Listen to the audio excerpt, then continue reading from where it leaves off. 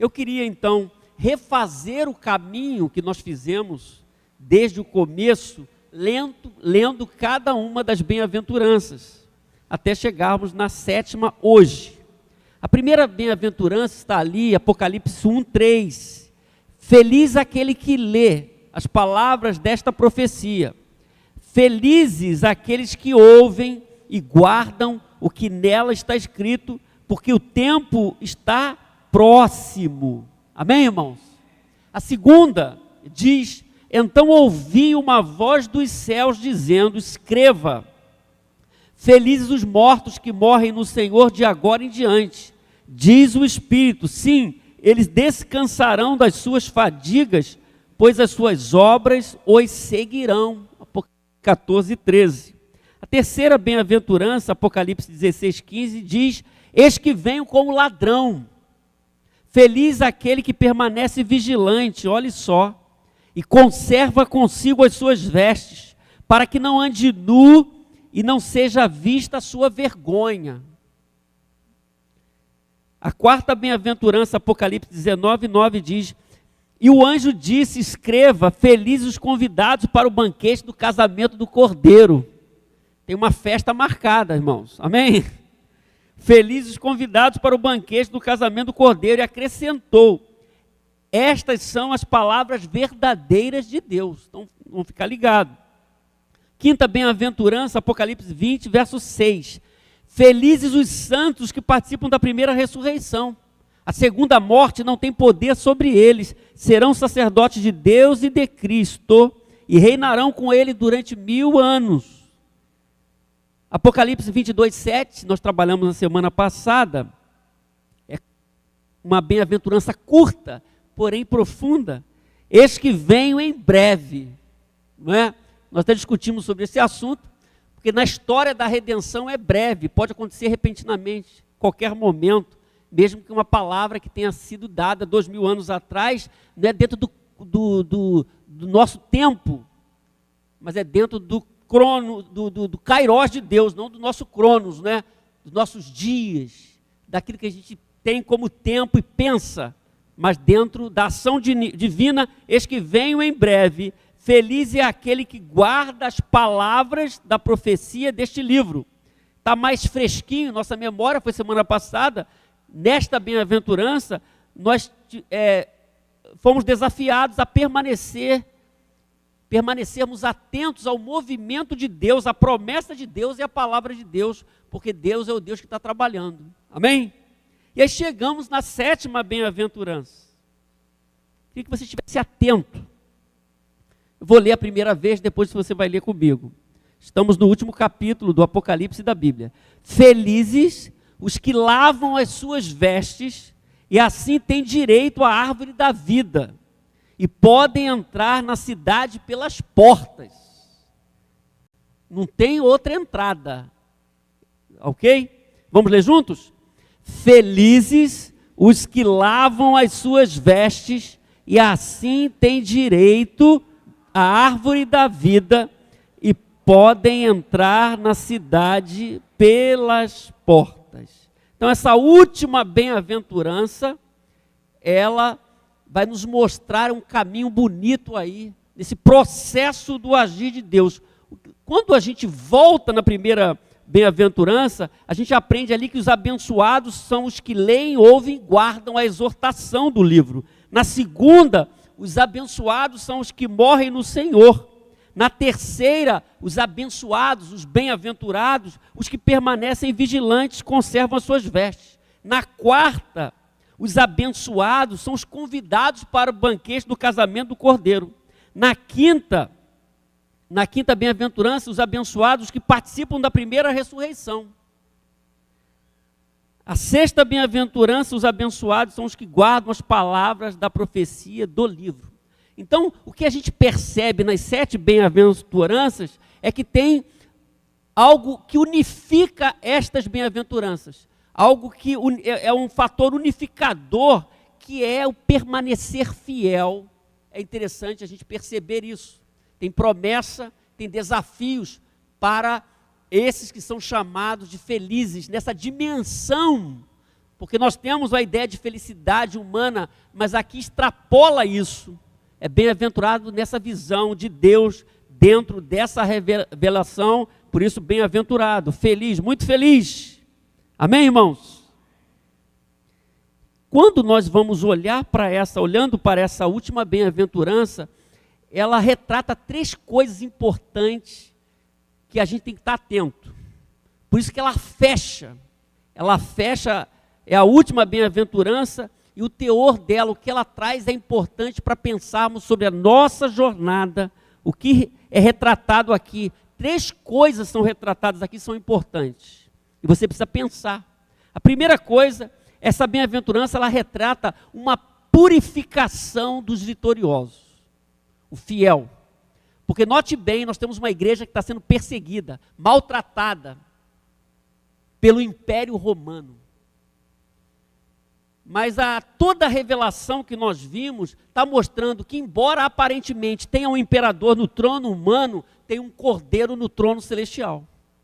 Aparentemente o governador tem o poder, e até aparentemente o poder final de perseguir, de maltratar, mas quando nós vemos o conjunto da obra, da revelação, a gente vê que quem tem a última palavra é o que está no trono celestial, é o Cordeiro de Deus. Amém, irmãos? E o primeiro termo aqui da bem-aventurança, falando desse vitorioso, dos vitoriosos, e dessa purificação, e começa dizendo, felizes os que lavam as suas vestes. A ideia aqui é lavar as vestes no sangue do Cordeiro, obviamente.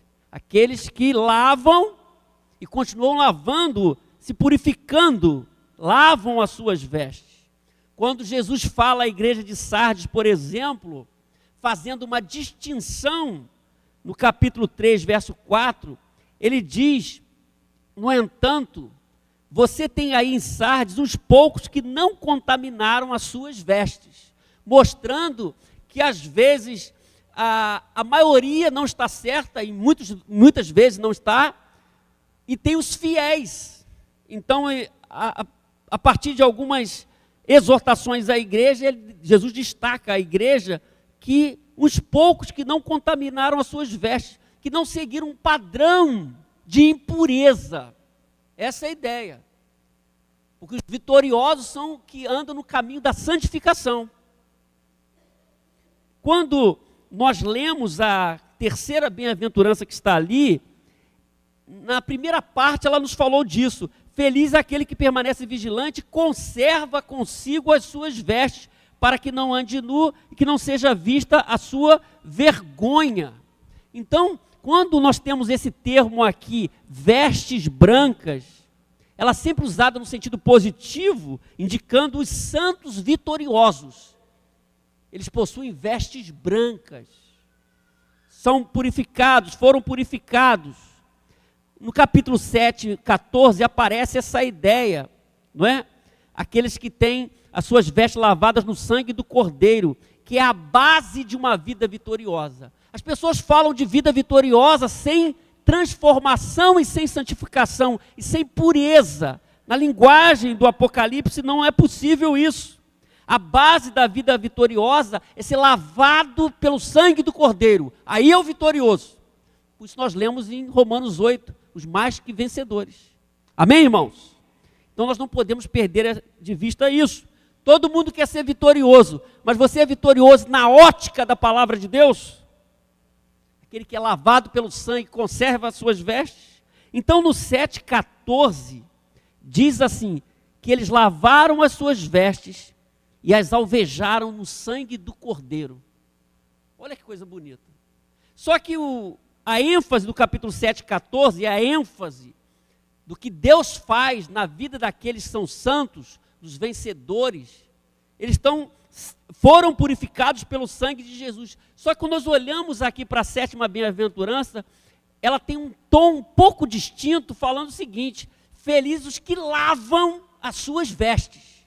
Dá uma ideia de permanência, há uma ideia de purificação constante, porque eu sou alvo de Deus, fui atingido por Deus, mas eu continuo vivendo em santidade. Por isso ele diz, felizes os que lavam. É o presente contínuo aqui, que lavam as suas vestes. Então, isso é importante.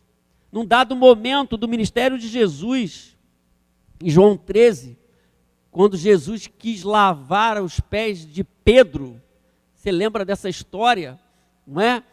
E Pedro recusou. E Jesus disse, olha, se eu não fizer isso, você não tem parte comigo. E aí, ele queria lavar os pés. Então, Pedro falou, então lava tudo. Mas Jesus, não, peraí, quem já foi transformado precisa lavar tudo, mas precisa se limpar. Então, é uma lavagem no sentido de purificação, né? Então, lavar os pés lá naquele momento de Pedro, era uma purificação de quem já tinha sido banhado, mas precisava lavar os pés. É mais ou menos isso aqui. Aquele que caminha, meus irmãos, cuidando da sua vida, já foi atingido pelo poder de Deus, foi purificado no primeiro momento. É a ideia do santo separado, e a ideia da santificação, o processo. Eu sou santo porque fui salvo, separado para Deus e para a glória de Deus, mas eu estou no caminho da santificação, que é um processo. Amém? Então, felizes os que lavam as suas vestes. Esse é o vitorioso, é a base da vida vitoriosa. Se você quer ser vitorioso, tem que viver assim. Felizes os que lavam as suas vestes. Lavaram e lavam. Amém, meus irmãos? Nós lemos em Apocalipse 5. Lemos hoje uma parte desse texto. Eu quero ler tão somente o verso 8 e 9, Apocalipse 5. Olha só o que diz. Ao recebê-lo, os 4 seres viventes e os 24 anciãos prostraram-se diante do Cordeiro. É o Cordeiro que tem todo o poder. Cada um deles tinha uma harpa. E Cordeiro porque nos lembra a visão do que acontecia na antiga aliança. O Cordeiro que era morto, o sangue que era derramado. Jesus é o Cordeiro. João disse, eis o Cordeiro de Deus que tira o pecado do mundo. Então o Cordeiro tem essa ideia. Essa ideia que nós encontramos aqui. É o Cordeiro o tempo todo. Cada um deles tinha uma harpa e taças de ouro cheias de incenso, que são as orações dos santos, e cantavam um cântico novo. Olha só, como é que era o cântico? Qual era a letra do cântico? O que era declarado? Tu és digno de receber o livro e de abrir, porque ninguém pode abrir. Só o Cordeiro pode abrir. Tu és digno de receber o livro e de abrir os seus selos, pois foste morto e com o seu sangue compraste para Deus gente de toda tribo, língua, povo e nação. Amém, irmãos? Por isso felizes os que lavam as suas vestes. E aqui nós temos isso, o sangue do Cordeiro. Só pelo sangue do Cordeiro que nós somos vitoriosos. Na linguagem do Apocalipse, então, esses vitoriosos são aqueles que tiveram as suas vidas lavadas pelo sangue do Cordeiro, foram e são purificados a cada momento, a cada hora.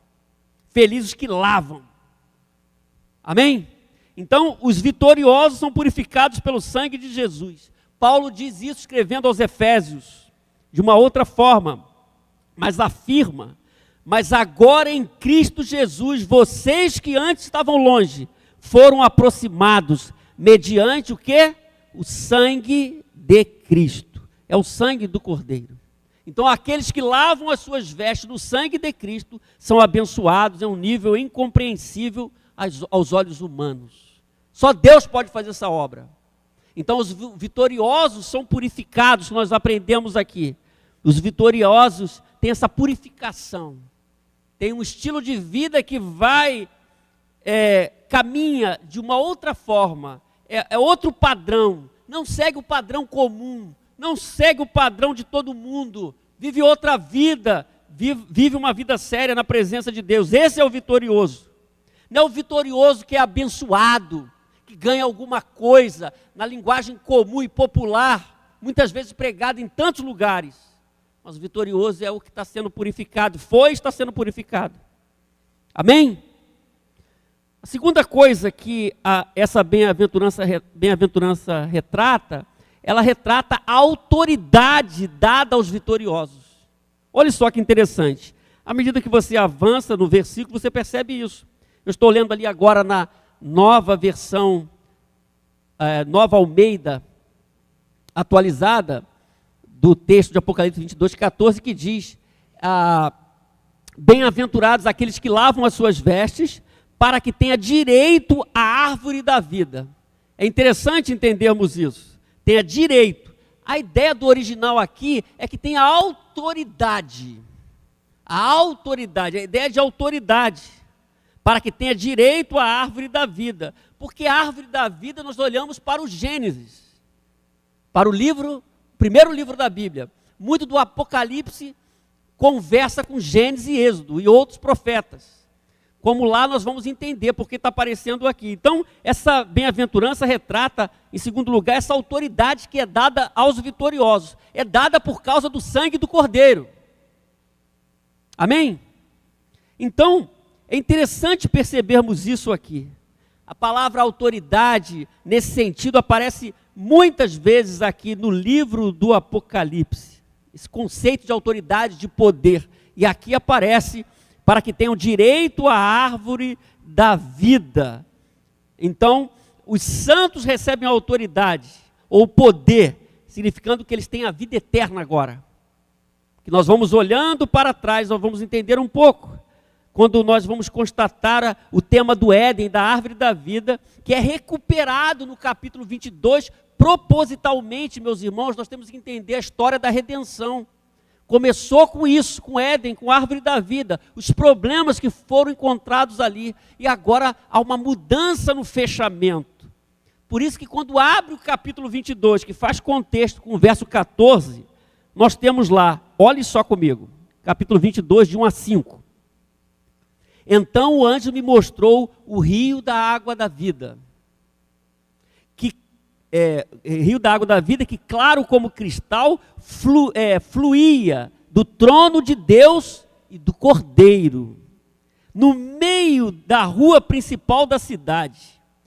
De cada lado do rio estava a árvore da vida, que frutifica 12 vezes por ano, uma por mês. Coisa era boa, cada mês frutificação. As folhas da árvore servem para a cura das nações. Já não haverá maldição nenhuma, olha só. O trono de Deus e do Cordeiro estará na cidade, e os seus servos o servirão. Eles verão a sua face, e o seu nome estará na testa deles. Não haverá mais noite. Eles não precisarão de luz, de candeia, nem de luz do sol, pois o Senhor Deus os iluminará, e eles reinarão para todo sempre. Olha o quadro que é pintado aqui, irmãos, daquele que tem autoridade, que recebeu a autoridade de Deus. Então, os vitoriosos têm a vida eterna. Eles não são vitoriosos pelo que eles fazem, mas pelo que Cristo faz e fez e fará. É interessante percebermos isso, o processo aqui. Primeiro, felizes que lavam as suas vestes. E agora tem direito à árvore da vida, porque lá atrás eles perderam o direito do Éden. Agora é a reconstrução de tudo. É o que você está recebendo como salvo, purificação pelo sangue de Jesus, autoridade dada aos vitoriosos, de participar daquilo que Deus planejou no pós-história que a gente conhece aqui. Então, a primeira bem-aventurança retrata a purificação dos vitoriosos. A pergunta é: eu sou vitorioso dessa ótica? Eu sou um purificado e continuo me purificando? A segunda ideia, retratando essa autoridade dada aos vitoriosos. Na terceira ideia, quando retrata justamente esse acesso dado aos vitoriosos, quando ele termina o versículo. Ele diz, o versículo todo diz: bem-aventurados aqueles que lavam as suas vestes, para que tenham direito da árvore da vida, a autoridade, e entrem na cidade pelos portões, nessa linguagem, ou pelas portas, né? A Nova Almeida diz portões. Então, os vitoriosos têm acesso, porque lá atrás, em Gênesis, a gente viu que Adão e Eva foram expulsos da presença de Deus no jardim. E aqui diz que eles agora podem entrar na cidade pelos portões. Eles têm acesso, têm direito à árvore da vida e entram na cidade pelos portões. Você entendeu a mudança? É o bem-aventurado. Essa palavra repousa sobre o bem-aventurado.